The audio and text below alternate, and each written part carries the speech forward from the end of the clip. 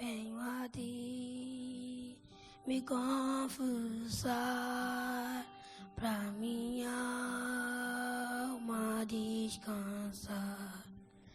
Sem tuas mãos perdida eu estou, guia-me por teu amor. Ó Senhor, de ti preciso, mais e mais preciso,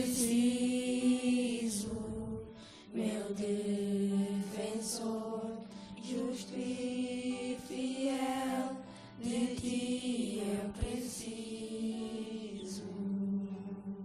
Se estou perdido, encontro a graça, e onde a graça tu estás.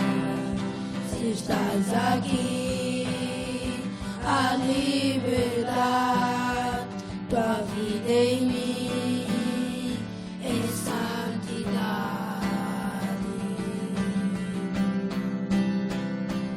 Ó Senhor, de ti preciso, mais e mais preciso, meu defensor, justo e fiel, de ti eu preciso. Quando a tentação surgir e a vida cante a ti, se não conseguir mais suportar, teu amor me guardará.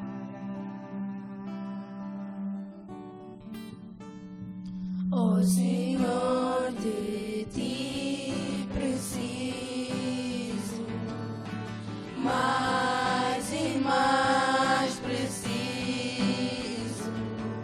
meu defensor, justo e fiel, de ti eu preciso. Ó Senhor, de ti preciso, mais e mais preciso, meu defensor, justo e fiel, de ti eu preciso. Meu defensor, justo e fiel, de ti eu preciso.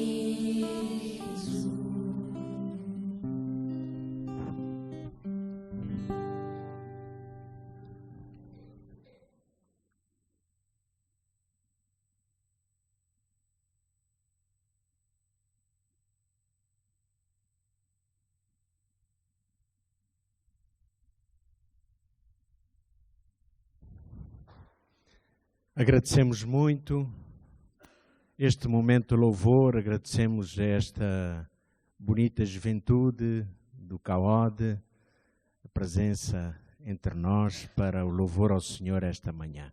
Que Deus os abençoe e que sintam o desejo de voltar. A Igreja de 20 está sempre de portas abertas para momentos como estes. Esta manhã temos um convidado especial, Pastor Jorge Duarte.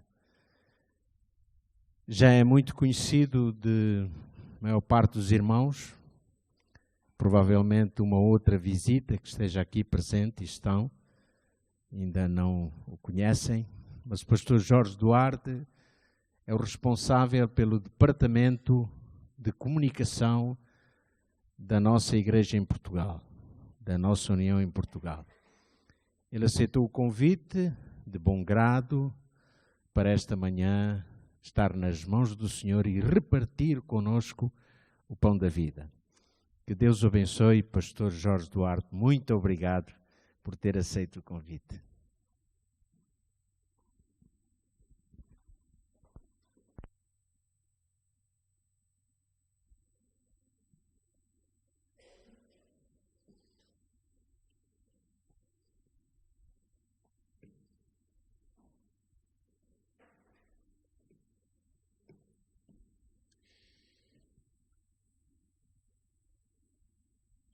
Agora é a minha vez de agradecer. Estou imensamente grato ao Senhor por nos ter dado esta oportunidade de estarmos esta manhã com a Igreja de Avintes. Quando programámos a viagem ao Norte, não estava programado vir à Igreja de Avintes. Isto porque estamos a preparar, ou melhor, estivemos a preparar aquilo que iremos transmitir da parte da tarde a partir da Igreja de Canelas, através do canal Hope Channel. E, portanto, estávamos, digamos, destinados a trabalhar na Igreja de Canelas também esta manhã.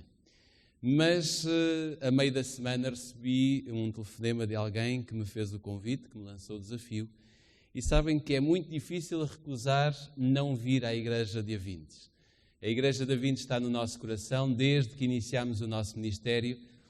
E perdoem-me aqueles que talvez não tenham grande simpatia, mas eu vou-vos dizer uma coisa, sempre que eu tiver a oportunidade de vir à Igreja de Avintes, eu não vou perder essa oportunidade, porque eu gosto muito desta Igreja, gosto muito dos membros que compõem esta Igreja e, obviamente, que gosto também de todas as visitas que estão hoje entre nós e que provavelmente vêm de outras igrejas e que hoje vieram saciar a sua sede e a sua fome espiritual na Igreja de Avintes. Por isso, eu quero agradecer este convite. Infelizmente, mais uma vez vim sozinho. Da última vez que cá estive, eu prometi que viria com a família, mas também desta vez não foi possível. Mas, pelo menos até Jesus voltar, eu conto vir com a minha família um dia destes à Igreja de Avintes. Quero, antes de iniciar o sermão desta manhã, trazer-vos as saudações de toda a administração, de todos aqueles meus colegas que trabalham na União. Nós temos sempre pensado em vós, nós pensamos sempre em todas as igrejas, nós oramos por todas as igrejas e queremos muito que todas as igrejas sejam ricamente abençoadas pelo nosso Deus. E por isso mesmo, em nome da União Portuguesa dos Adventistas, na pessoa do seu presidente e toda a administração, bem como todos os departamentais, saúdo a Igreja de Avintes. Quero igualmente dar-vos também as saudações, sobretudo aos meninos do CAOD, aos meus meninos. Alguns deles foram comigo ao Campori e nós temos boas recordações. Outros nós conhecemos-nos do CAOD e dizer-vos que eu gostei e apreciei bastante o vosso cântico porque foi um momento de louvor ao nosso Deus. Também dirigir-me a todos aqueles que não podem estar na Igreja de Avintes, mas que estão sintonizados ao canal de Avintes, à Igreja de Avintes, através da internet. Desejar-vos também um bom sábado e que a presença de Deus se faça sentir no vosso coração e a mensagem desta manhã que possa vir ao encontro das vossas necessidades. Fica o convite marcado então para as 4 horas da tarde na Igreja de Canelas, aqueles que puderem estar presentes, aqueles que não puderem, liguem-se ao canal da Igreja Adventista, ao Hope Channel Portugal.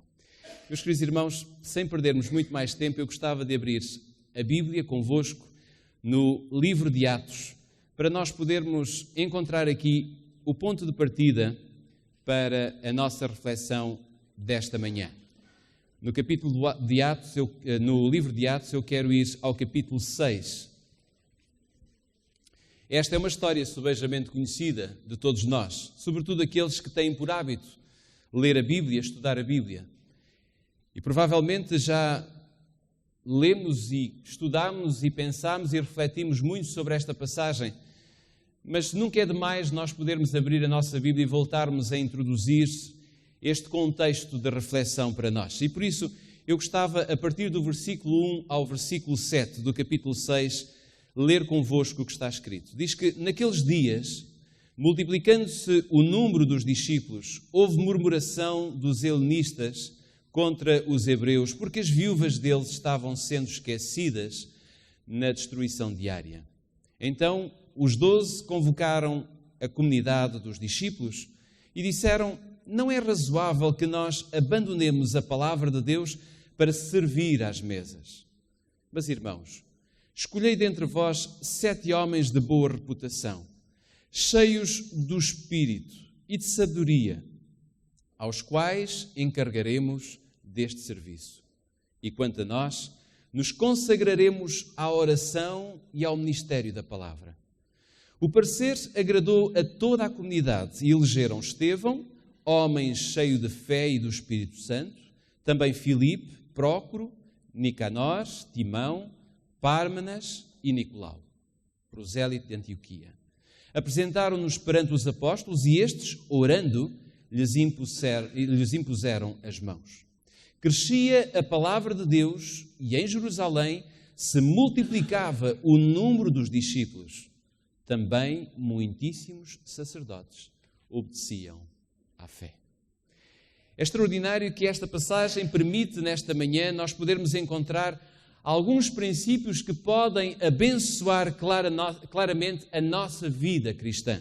Alguns princípios que são princípios que cada um de nós, como filhos de Deus, temos de ter se queremos herdar a vida eterna. E vejam que este exemplo que a Bíblia nos dá no livro de Atos, de um homem, de um diácono de nome Estevão, é um exemplo extraordinário, porque ele foi o primeiro diácono, digamos assim, da igreja, mas igualmente o primeiro mártir que a Bíblia nos apresenta dentro da era do cristianismo. Obviamente que estamos a falar de alguém depois de Jesus Cristo. Morreu de uma forma exemplar. Morreu como mártir. Mas há uma coisa que nós podemos destacar neste processo final da vida de Estevão. É que ele morreu mantendo a sua fé no seu coração. E vejam que há várias evidências que nós podemos retirar da vida de Estevão. E a primeira delas está exatamente no versículo 3, que acabámos de ler. Escolhei dentre vós 7 homens de boa reputação, cheios de espírito e de sabedoria, aos quais encarregaremos deste serviço. Por aqueles dias, os 12, como lemos, precisaram de uma ajuda suplementar para dirigirem as igrejas. E foram assim escolhidos 7 homens que deveriam ter características de homens de Deus. Homens diferentes. Não por aquilo que eles eram do seu exterior, mas diferentes por aquilo que eles eram no seu interior. E diz a Bíblia que estes homens tinham que ter 2 características, pelo menos. Boa reputação e cheios do Espírito de Deus e de sabedoria. E deixem-me dizer-vos que uma pessoa que é cheia do Espírito Santo, uma pessoa que vive com o Espírito de Deus no seu coração, dá nas vistas. Assim como alguém que não tem o Espírito de Deus pode dar nas vistas por muitas e variadas razões, das quais não vamos aqui enumerar, porque conhecemos, no dia a dia nós vemos muita gente a dar nas vistas e rapidamente nós conseguimos distinguir se a pessoa dá nas vistas porque tem o Espírito de Deus ou porque não tem o Espírito de Deus. Mas deixem-me dizer-vos que todos aqueles que têm o Espírito de Deus também dão nas vistas. Porquê? Porque esse ou essa vive uma vida de boa reputação, uma vida exemplar. E a vida de Estevão era conhecida por aquilo que ele vivia, não apenas por aquilo que ele dizia, por aquilo que ele falava, mas por aquilo que ele vivia. O seu caráter era, sem dúvida, o alicerce visível do seu trabalho. Quem vivia perto de Estevão, quem era próximo de Estevão, podia perceber claramente que a sua vida era uma vida íntegra. Não era uma vida onde havia um contraste entre aquilo que ele pregava e aquilo que ele vivia. Porque não havia contraste. Tudo o que Estevão falava estava em perfeita harmonia e coerência com aquilo que ele fazia. Sabem que há uma expressão que o autor do livro de Atos vai usar para distinguir Estevão. Há uma expressão que ele vai definir e caracterizar a vida de Estevão. E essa expressão, ou a melhor expressão que nós encontramos neste capítulo 6, é a expressão cheio. E vejam que no versículo 5 vai dizer que o parecer agradou a toda a comunidade e elegeram Estevão. E diz, homem cheio de fé e do Espírito Santo. Um homem que viveu com fé e foi salvo pela fé. Um homem que venceu o mundo e as adversidades não pela força que ele tinha nos seus braços, não pela inteligência ou perspicácia dos seus argumentos, mas pela fé que ele tinha no seu Deus. E no Sinédrio, à beira da morte, este homem vai manter a sua fé. Mas há outra expressão que nós encontramos no versículo 3. Diz que ele aqui, irmãos, escolhei dentre vós 7 homens de boa reputação. E depois diz o quê? Cheios do quê? Do Espírito e da sabedoria. Estevão era um homem cheio de sabedoria. E deixem-me dizer-vos claramente, sobretudo para os estudantes, mas também para os adultos, há uma diferença entre ser inteligente e ser sábio. Ser inteligente é uma característica que nasce connosco e que nós podemos desenvolvê-la, digamos, por nós próprios. Encontramos na sociedade muita gente inteligente. Mas ser inteligente não significa que é sábio. Porque a sabedoria é um dom de Deus. E há muita gente inteligente que não tem sabedoria, porque não tem o dom de Deus. Porque não usufruiu de uma relação com Deus que lhe permita ter esta característica, que não é uma característica humana, mas é uma característica divina. Qualquer ser humano pode estar cheio de sabedoria, pode ter sabedoria, é-lhe concedida sabedoria, mas quem concede a sabedoria não é na escola, não é na universidade, não são os professores, não são os pais. Todos esses podem ajudar a que nós cheguemos à sabedoria. Mas a sabedoria vem de Deus. E Estevão era um homem cheio de sabedoria, porque tinha uma relação com Deus. Se quisermos, talvez, muito rapidamente definir o que é ter sabedoria, eu poderia dizer que o sábio é aquele que consegue olhar para a vida com os olhos de Deus. É aquele que olha para o mundo com os olhos de Deus. É aquele que olha para a sua fé com os olhos de Deus. Já olhamos nós com os olhos de Deus? Mas diz a Bíblia no versículo 8 que este homem também, vamos avançar um bocadinho, diz que Estevão era cheio de graça e de poder e fazia prodígios e grandes sinais entre o povo. Aqueles que puderam conviver com Estevão viam que ele transbordava algo de extraordinário. Meus queridos irmãos, deixem-me dizer-vos isto. O que nos falta não é saber dar um estudo bíblico. Eu acho que já disse isto aqui uma vez. Não é sabermos muito de doutrina. Não é conhecermos, digamos que, os factos reais do tempo em que estamos a viver. Creio que todos nós temos consciência daquilo que está a passar-se à nossa volta. Quais são, no fundo, os elementos que nos podem dar a caracterização do tempo atual. Tudo isto, eu diria que o cientista sabe na ponta da língua. Mas deixem-me dizer-vos, meus queridos irmãos, que falta-nos, a nós que sabemos muitas verdades da Bíblia, falta-nos estar cheios de graça. Porque estar cheio de graça é transbordar a doçura e a beleza do nosso Deus. A pergunta que eu vos quero fazer esta manhã, sem me darem resposta, é esta. Os outros que convivem à nossa volta, os outros que vivem connosco em casa, porque esses conhecem-nos quase ao detalhe ou conhecem de forma muito mais profunda do que os nossos colegas de trabalho ou de escola ou aqueles que circulam frequentemente connosco. Os outros conseguem ver em nós a beleza e a doçura. A vida de Estevão resplandecia a glória do nosso Deus, não apenas e somente ao sábado, quando ele ia à igreja. Não apenas e somente quando ele se deslocava para o seu ponto de encontro com Deus, onde ele também se encontrava com outros que pertenciam à mesma igreja e que tinham a mesma fé que Estevão. E nos nossos dias, meus queridos irmãos, sem estar a apontar o dedo a ninguém, até porque não sou pastor desta igreja, e acredito que o pastor Jorge também não o fará, mas acho que todos nós temos consciência que, como a igreja remanescente que somos, muitas vezes não conseguimos resplandecer a glória de Deus na nossa vida. No livro Primeiros Escritos, a Sra. White tem uma frase muito interessante que ela diz que os líderes judeus foram tomados de grande ira ao verem sacerdotes virarem as costas às suas tradições e aos sacrifícios e ofertas para aceitarem Jesus como o grande sacrifício. O momento em que Estevão viveu era um momento tremendo também. E vejam que o versículo 8 diz que ele estava cheio de graça e de poder. E quem está cheio de graça e de poder está cheio do Espírito de Deus na sua vida.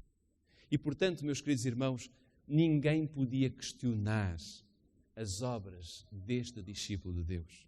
Diz o versículo 8 e 9 que ele fazia grandes sinais entre o povo. E diz que se levantaram, porém, alguns dos que eram da sinagoga, chamada os libertos, dos cireneus e dos alexandrinos e dos da Cilícia e da Ásia, e discutiam com Estevão.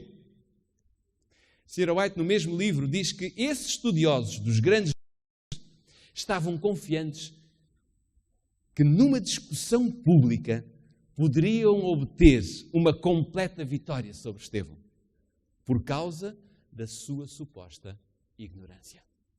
Então o que é que eles convocaram? Um dia levaram Estevão ao Sinédrio, porque ali poderiam mais facilmente, em público, desmascarar Estevão e poder mostrar que Estevão estava errado e que, afinal de contas, eles sabiam tudo. Mas Estevão defendia habilmente uma coisa: a verdade, e somente a verdade. As suas obras eram a prova evidente de que ninguém poderia contestar a sua vida, nem os milagres, nem os prodígios, nem os grandes sinais que este homem fazia no meio do seu povo. E por isso, este homem era conhecido por proferir palavras extremamente profundas, extremamente implacáveis, irrepreensíveis. Vejam o versículo 10. Diz que não podiam resistir à sabedoria do Espírito pela qual ele falava. Quando Estevão falava, os outros homens, as outras mulheres, quem o ouvia, não conseguia resistir. Como é que isto é possível?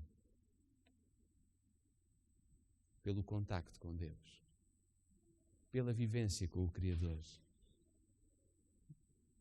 Estevão era, no fundo, aquilo que Jeremias recebeu da parte de Deus. Não desmarquem Atos, mas passem por Jeremias, capítulo 15. Vamos ao capítulo 15 de Jeremias, sem desmarcar Atos. Eu quero ler convosco no capítulo 15,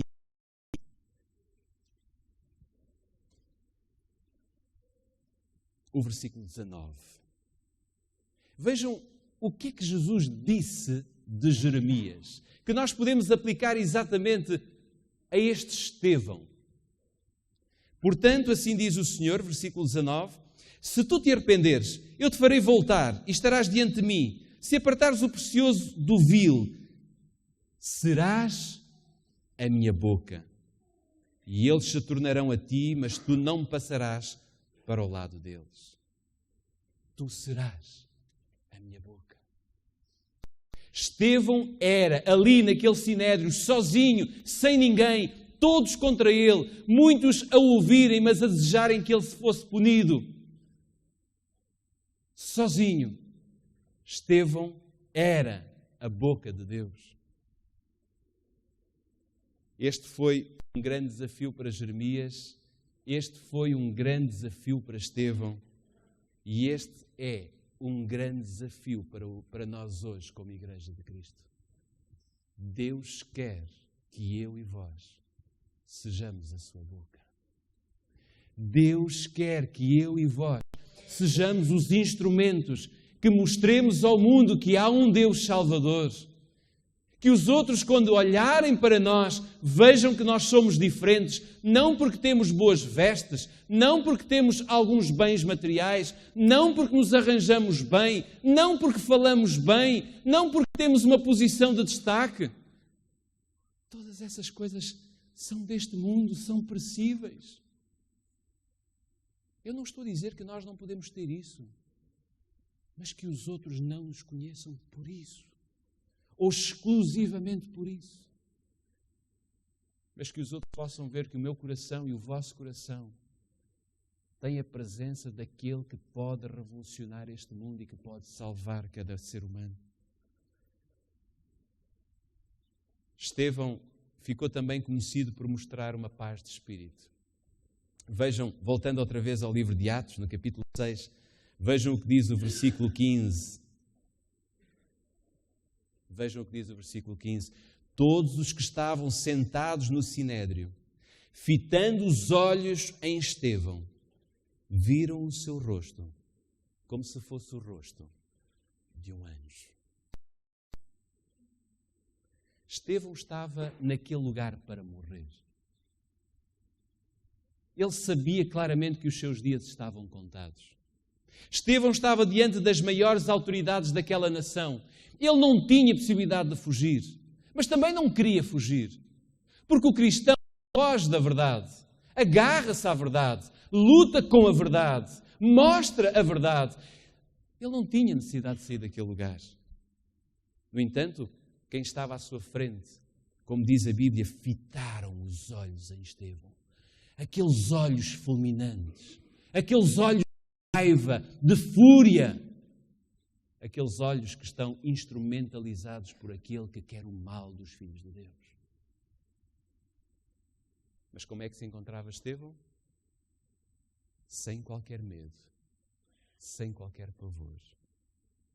O seu rosto era um rosto como se fosse o rosto de um anjo.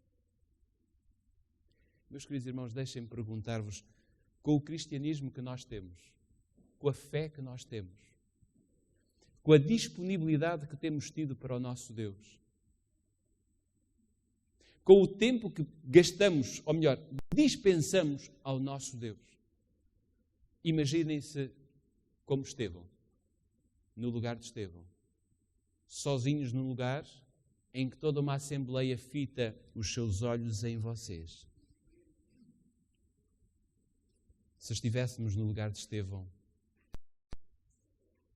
qual seria o nosso comportamento? Tentaríamos demonstrar paz de espírito ou iríamos tentar chegar a um acordo com o juiz para escaparmos à morte?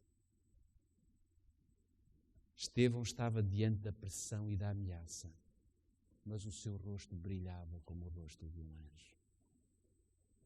Deus concedeu a Estevão, perto da hora da sua morte, aquela paz de espírito que nós também precisamos ter. Sabem que alguém que não está com o Espírito de Deus, e eu não quero falar daqueles que estão lá fora, daqueles que não conhecem Jesus. Eu quero falar daqueles que conhecem Jesus, daqueles que já se entregaram nas águas batismais, daqueles que têm uma carreira de cristianismo que já levam 2, 3, 5, 10, 50 anos de existência. Quero falar para vós, meus queridos irmãos, quero falar para aqueles que nos estão a assistir pela internet. Aquele que não tem o Espírito de Deus, quando chega a hora da morte, apavora-se, tem medo, desespera, tenta escapar de qualquer maneira, porque a morte não faz parte do plano de Deus. É verdade. Mas Estevão estava naquele lugar sem problema nenhum de passar pelo sono da morte. Nós temos medo da morte, mas o nosso medo da morte é provocado, talvez, ou na grande maioria, pela falta de uma porção dobrada do Espírito de Deus na nossa vida.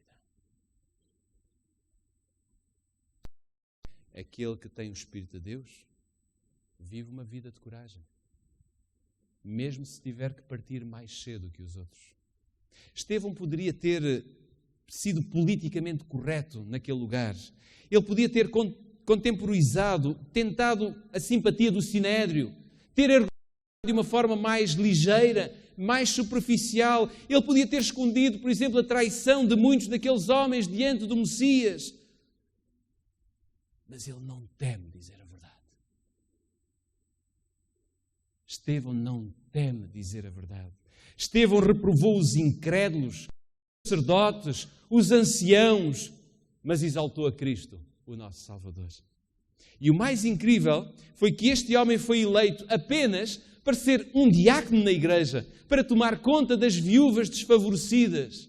Era esta a sua obrigação. Ele não precisava de estar naquele meio rodeado por todos aqueles juízes, por todos aqueles olhos que fitaram nele para ver se conseguiam condená-lo.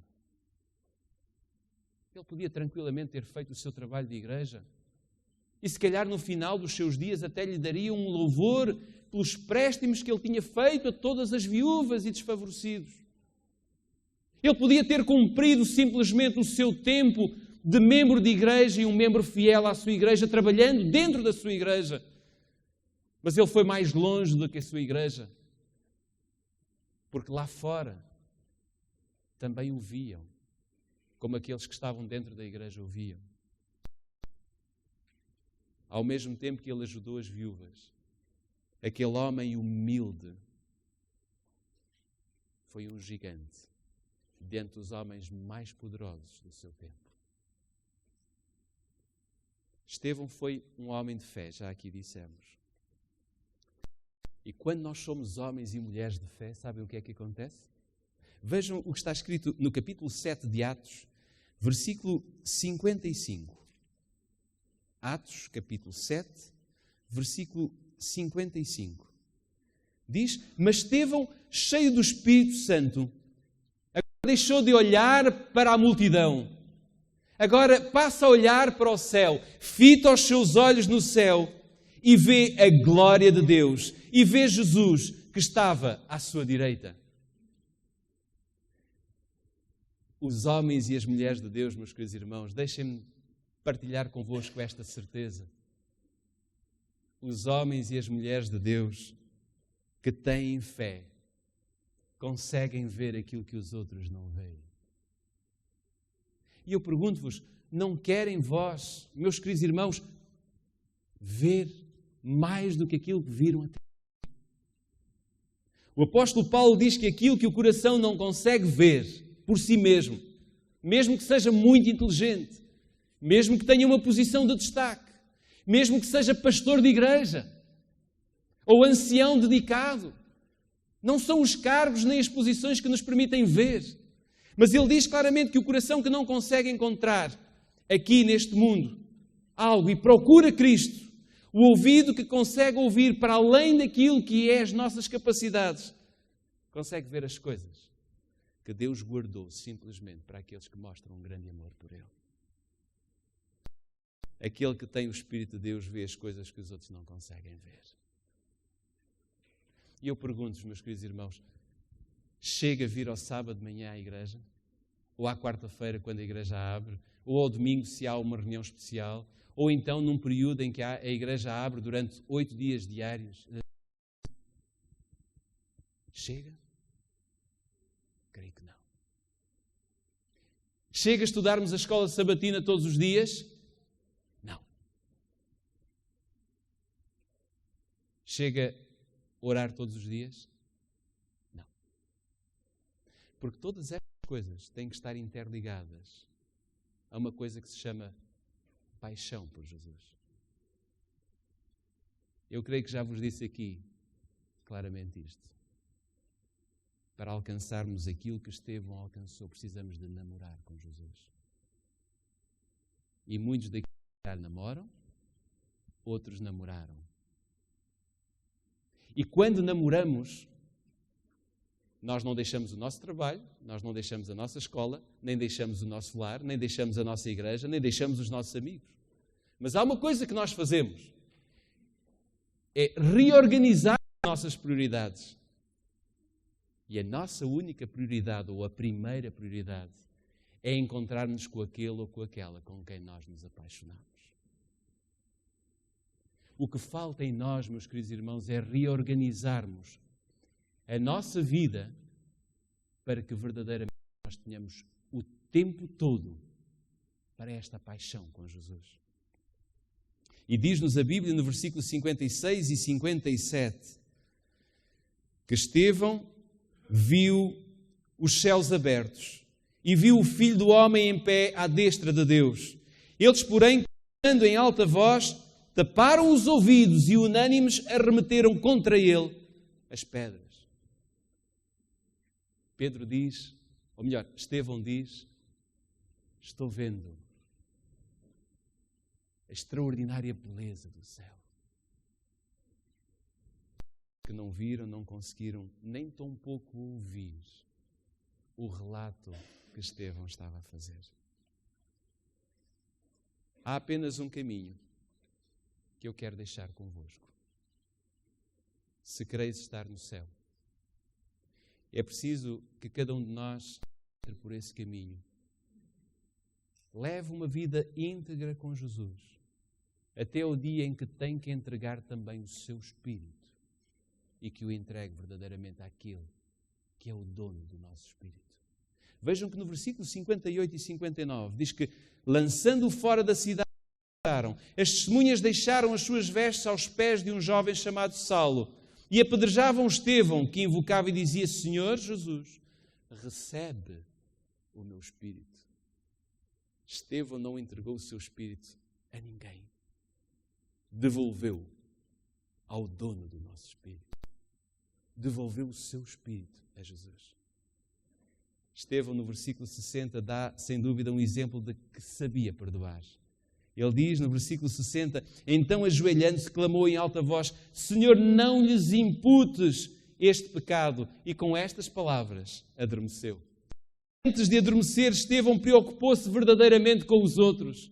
Ele entrou no sinédrio preocupado com aqueles que não conheciam Jesus.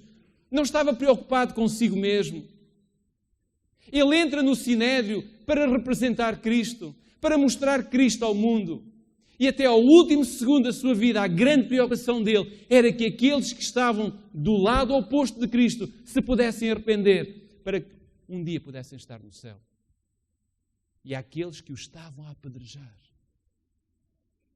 Estevão pede uma bênção e vai dizer a Jesus: não lhes imputes esse pecado. Por outras palavras, Jesus está a dizer: ó Jesus, não escrevas nada na folha destes homens.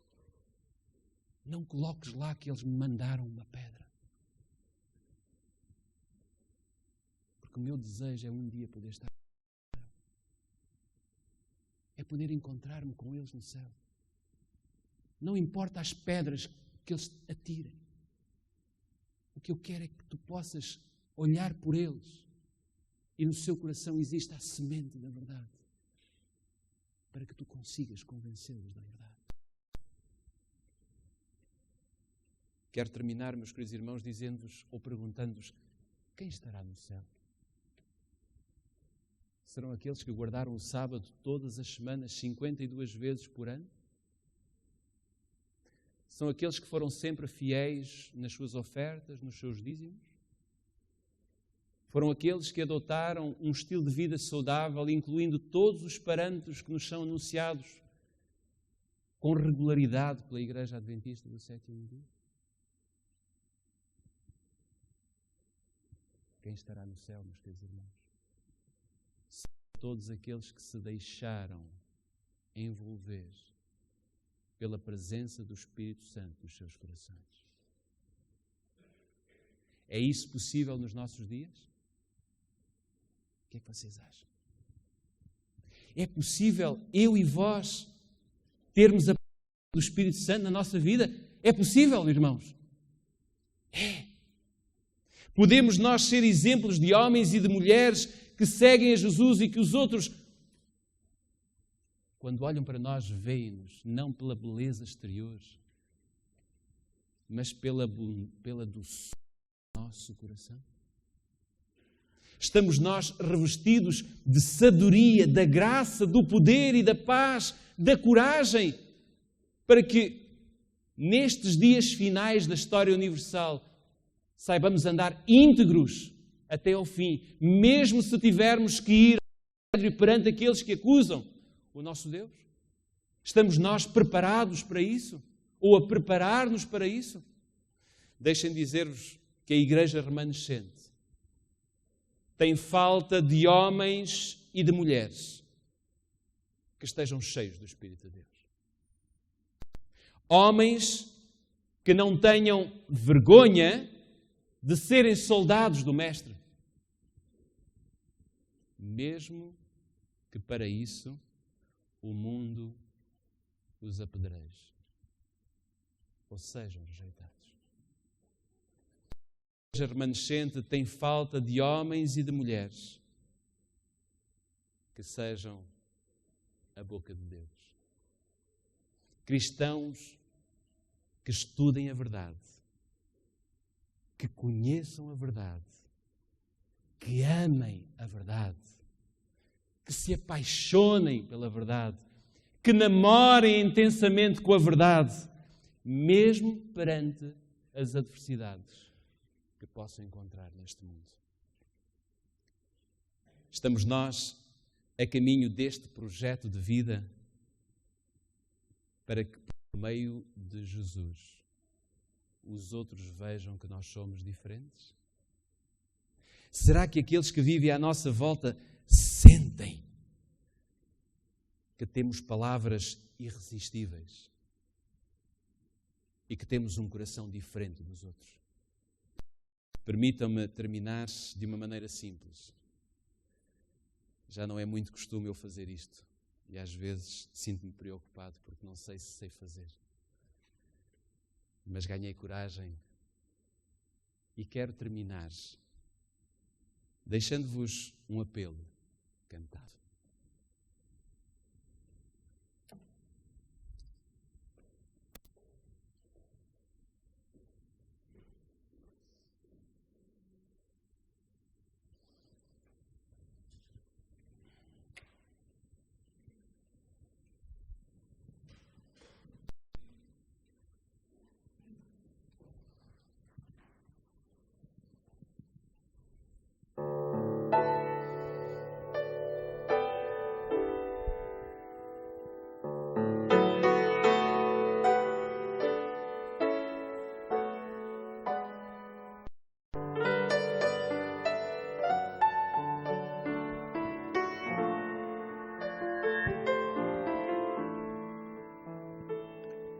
De todo o meu coração quero pedir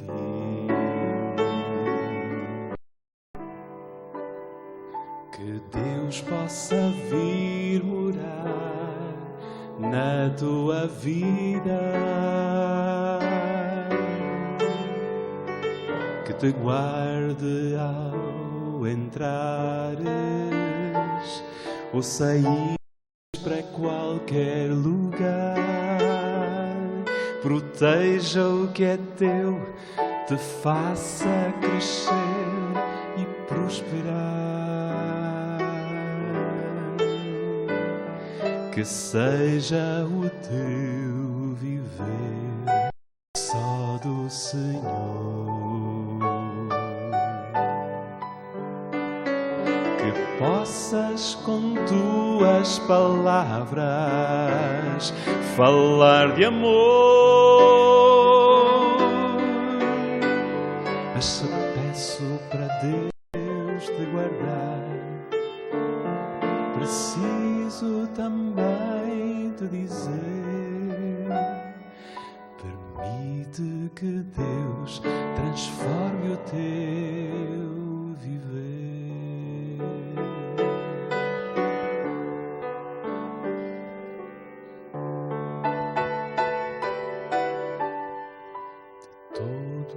De todo o meu coração quero pedir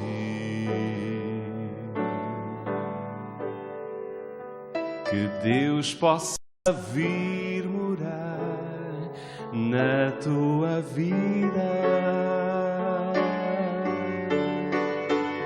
que te guarde ao entrar ou saíres para qualquer lugar, proteja o que é teu, te faça crescer e prosperar, que seja o teu viver só do Senhor. Possas com tuas palavras falar de amor, mas se peço para Deus te guardar, preciso também te dizer: permite que Deus transforme o teu viver. Para que vivas sem medo, sem culpa, para que encontres a paz do Senhor, sem perder a esperança de ver Jesus voltar.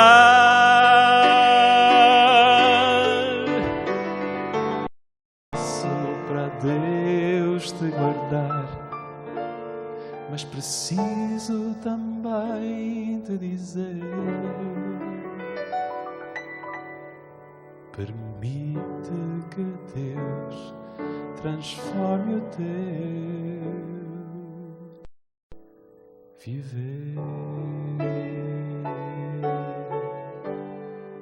Amém. Que Deus vos abençoe.